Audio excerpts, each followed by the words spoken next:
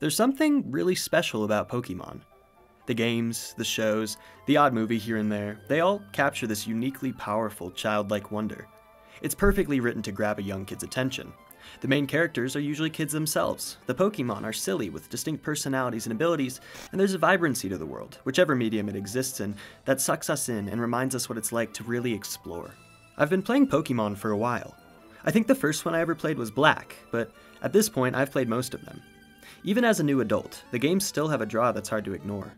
I love building a team, assigning deeper personalities to the animals that I battle alongside, messing with types, and trying to build a perfect crew. The games are hugely replayable. Quite like Minecraft, Pokémon seems to have an endless capacity for enjoyment. Go to Twitch right now and I guarantee you'll find hundreds of people doing Nuzlocks, weird type challenges, or maybe even just playing the game normally. Pokémon is well known and beloved by people of all ages. It's because of this positive reputation that, obviously, horror freaks had to get in there and get nasty. There's this dynamic that appeared in a lot of early creepypasta communities where popular children's media, usually the ones on the more innocent side, would be recontextualized as dark or mysterious. The main recurring premise was usually that whoever created the game or show hid information or secrets in their work that were too horrible for the general public to see, but could be discovered by whatever college blogger the protagonist inevitably ended up being. If you've ever heard something like, "The Rugrats were actually dead the whole time," or "Finn is in a coma and that's why he's the only human in Ooh," you're familiar with what I'm talking about. It makes sense, to a certain degree, I guess. There is something inherently thought-provoking about the concept of a deeper story in what appears to be an unassuming and casual experience. In my quiet horror essay, I touched on the YouTube series Petscop, and how it forces us to remember our strange childhood experiences with video games. The only difference between Petscop and something like Pokémon Lost Silver, a well-known entry in the Pokéhorror scene, is that Petscop was never a real game in the first place. Both are trying to either capitalize on the higher capacity for fear in their younger natural audience, or revert their more mature audience into a nostalgic state of fear. But Petscop is a completely new story built on video game concepts we're familiar with, and Pokémon is an existing media which can be twisted. Sometimes, this practice of corruption can be a little frustrating, especially when it goes from being a theory or fan fiction to an accepted canon interpretation. It might be fun to theorize about what could be hidden beneath the surface of children's media, but we should try to remember that it's not made for us. It's made for kids, and forcing our horror into it could scare those kids away from genuinely thoughtful and fun experiences. Pokémon, though, is not always sunshine and Pikachus. Under the right circumstances, Pokémon can be a horror almost by itself. In one of my favorite Pokémon games, Pokémon Ultra Moon, you have encounters with children who are almost certainly ghosts. Mimikyu is also from that generation, and it takes a pretty eerie and atmospheric exploration through a haunted store to find him the first time. Are these moments outright scary? No, not really. But thematically, they do prepare fans for a darker interpretation of the universe they've been playing through. Have you ever read the Pokédex entries for some of the ghost-type Pokémon? According to the Sword and Shield entries, Yamask is a Pokémon carrying a mask that used to be its face when it was a human, rambling through ruins trying to find someone who recognizes it when it was alive. Banette is, and I quote, "a doll that became a Pokémon over its grudge from being junked. It seeks the child that disowned it." That's unsettling. The point is, Pokémon isn't afraid to be a little dark. Even from the very beginning, Pokémon found ways to scare you. In fact, there was an area in the first game that was so strange and unsettling that it spawned one of the most popular creepypastas of all time. It was a place filled with dead Pokémon and ghosts, a place where everyone felt sad or tired, a place where that terrible song looped without end. The place was called Lavender Town.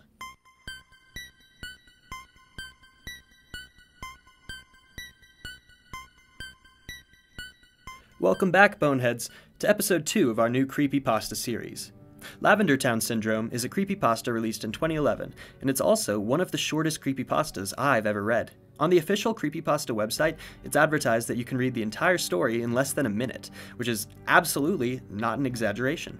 It's short enough for me to reasonably read the entire thing in this video, so here we go, I guess. The Lavender Town Syndrome, also known as Lavender Town Tone or Lavender Town, was a peak in an illness of children between the ages of 7 to 12 shortly after the release of Pokémon Red and Green in Japan back in February 27, 1996. Rumors say that these and illnesses only occurred after the children playing the game reached Lavender Town, whose theme music had extremely high frequencies that studies showed that only children and young teens can hear since their ears are more sensitive. Due to the lavender tone, at least 200 children supposedly committed suicide, and many more developed illnesses and afflictions. The children who committed suicide usually did so by hanging or jumping from heights. Those who did not act irrationally complained of severe headaches after listening to Lavender Town's theme. Although Lavender Town now sounds differently depending on the game, this mass hysteria was caused by the first Pokémon game released. After the Lavender Tone incident, the programmers had fixed Lavender Town's theme music to be at a lower frequency, and since then, children were no longer affected by it. One video appeared in 2010 using special software to analyze the audio of Lavender Town's music. When played, the software created images of the Unknown near the end of the audio. This raised a controversy since the Unknown didn't appear until the Generation 2 games, Silver, Gold, and Crystal. The Unknown translate to, "Leave now." There is also the said beta version of Lavender Town. It is said that the beta version of Pocket Monsters was released to some kids to test the games. This is the video of the beta version of Lavender Town. And that's pretty much where the story ends. The story links to the actual original Japanese version of Lavender Town on YouTube where, side note, people in the comments are memeing the song to hell. All things considered, it's not actually that crazy of a creepypasta. It's literally just the implication that the Lavender Town original song had some kind of supernatural quality. Let's run a quick test.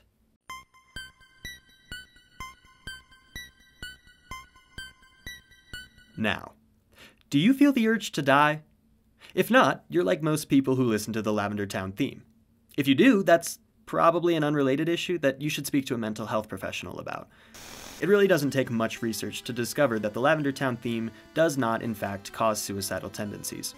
No actual reports of children harming themselves as a direct result of the theme have ever been recorded. But does that mean the entire story is fake? Well, it kinda depends on how you look at it. See, Lavender Town might not have caused the deaths of young children, thank God, but that didn't mean the original version of the song was 100% innocent. Apparently, during initial testing, the song caused migraines and potentially stronger physical effects in the children hearing it, though reports of anything more than a headache are rumors at best. That's a level of credibility that most urban legends aren't able to reach. When we hear a story about dead kids and a cursed theme, our most basic assumption is that we're dealing with pure fiction, and that there's safety in the idea the story is centered around. But, because of the binaural effect of the original theme's recording, there's now a disconcerting realness to the tale, even though it's a different kind of danger. Ironically, it's not the Pokemon games which are the most dangerous, but the show. The 38th episode of the show centered around the Pokemon Porygon, and had so many flashing neon lights that it was banned in Japan for causing over 600 seizures in children. A lot of people theorize that it was this negative PR that allowed the story of Lavender Town Syndrome to flourish. I like how this story is written. It could be so much more over the top, dramatically showing how a child loses their mind after playing what seemed to be a fun JRPG, pushed to the edge of their sanity and reason by a haunted song that they just can't escape, but instead, it's written more like a wiki entry, a small snippet of information about a real historical event that occurred. It's like reading an SCP entry. It's not presented like it's trying to scare you, it's presented like a truth that just happens to be scary. It's subtle. However, it does fall into that specific edgy category of creepypasta that always makes you very aware of what you're really reading. Dead children are such a common trope in internet horror that they're basically a meme, and if a game like this caused over 200 deaths, it would have been better documented than this. Still, it's like a piece of Pokéhorror archaeology, the Aerodactyl of scary stories, if you will. Lavender Town Syndrome isn't the only Pokemon creepypasta out there, but it is far and away the most well-known of them. It's held pretty highly in the community for such a short piece, and you'll often find it looped in with other massive video game-based creepypastas like Ben Drowned and Sonic.exe. The community loves Lavender Town Syndrome, and I'd be willing to guess that it's because the community just loves Pokemon. I know this is a horror-themed channel and video, but I want to close today with some positivity. Good art creates more good art. Pokemon are beloved by many, even the weirdos like us who like stuff that makes other people's skin crawl, and so there are so many ways to enjoy Pokemon. If you're happy with it, you never really have to leave the official series. With plenty of games, shows, movies, books, merch, etc., you can participate in Pokemon forever. The fandom is always alive if you like cute stuff, realistic stuff, furry... yeah. But if that's not enough, there's a near infinite supply of non-canon, fan-created, weird internet stuff that you'll never really be at a loss for content. You can find horror, and you can also find comedy and warmth and community. We add to the things we love because it's too selfish to keep our passion to ourselves. However you feel about Lavender Town, just know that at its root, it's a product of love. How many horror stories can really say that?